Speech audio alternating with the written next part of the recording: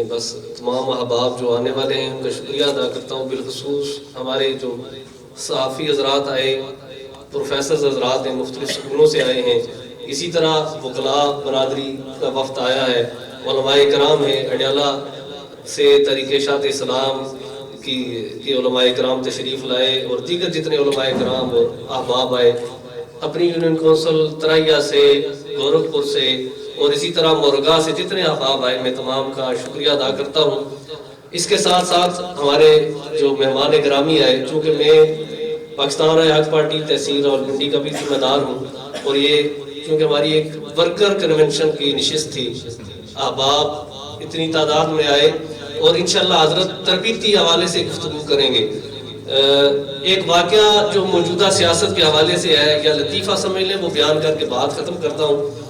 کہ ہمارے استاد محترم کہا کرتے تھے کہ پاکستان بننے سے پہلے کسی بندے نے، کوئی گاؤں کا چودھری تھا یا وڈیرا تھا، اس سے قتل ہو گیا، اور جب وہ بندہ قتل ہوا تو گاؤں میں بھی ایک وکیل تھا، اور اس کا کیس شہر میں لے کر گئے، اور وہاں سے بڑے وکیل صاحب کو لے کر کرتے کراتے وہ سارے عدالتوں سے ہوتا ہوا، لوئر کورٹ سے ہو کر ہائی کورٹ اور سپریم کورٹ تک پہنچ کر فیصلہ وہی آیا کہ اسے سزائے موت ہو جائے. تو جب واپس گاؤں آئے تو گاؤں کے وکیل صاحب نے کہا کہ چودھری صاحب کا کیا بنا، تو کہنے والوں بیٹوں نے کہا کہ چودھری صاحب کو سزائے موت ہوگی. تو جو گاؤں کا وکیل تھا اس نے سب سے پہلی بات یہ کہی کہ فیس کتنی لگی. اس دور میں 32,000 روپے لگے. تو گاؤں کے وکیل نے کہا کہ اگر چودھری صاحب نے پھائی لوانا سی، ایک کام تو میں 32 روپیہ کر دیں. اگر ہم نے ملک کا بیڑا گھر کی کرنا تھا تو یہ ملک بنانے کی کیا ضرورت تھی؟ اگر ملک میں انقلاب چاہتے ہیں، ملک کو بنانا چاہتے ہیں، اور میں آخری بات کرتا ہوں کہ 5 سالہ دور حضرت کا آپ کے سامنے ہے، انہوں نے اس صوبائی اسمبلی میں رہ کر 1 روپے کی کوئی کسی قسم کی جو اپنی ذاتی کی تنخواہ تھی یا ذاتی جو پیٹرول یا لونس ملتا ہے وہ نہیں لیا.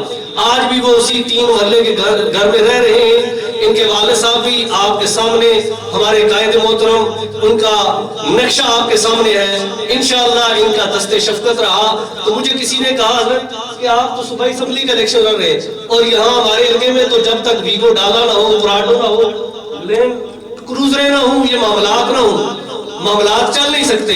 تو میں نے انہیں یہ کہا کہ کافر ہے تو کرتا ہے شمشیر پہ بھروسہ، مومن ہے تو لڑتا ہے بے تیغ سپاہی. میں تمام احباب کا تہ دل سے شکریہ ادا کرتا ہوں، اور حضرت جو یہاں تشریف لائے، میں امید کرتا ہوں کہ جو حضرات آئے ہیں ان کی تربیت کے حوالے سے بھی بہترین انشاءاللہ اصلاح کریں گے. اپنے قائد محترم جناب قاری نثار صاحب جو ہمارے ضلع کے اور ڈویژن کے صدر ہیں، ان کا بھی شکریہ ادا کرتا ہوں. پنجاب کے جو ہمارے قائد ہیں شیخ اقبال صاحب، ان کا بھی شکریہ ادا کرتا ہوں. قائد محترم حضرت مولانا معاویہ اعظم صاحب، انہوں نے پہلے بھی میرے سر پر دست شفقت رکھا، ہماری یونین کونسل میں تشریف لائے، میرے گھر آئے، اور آج پھر یہاں یہ تشریف لائے.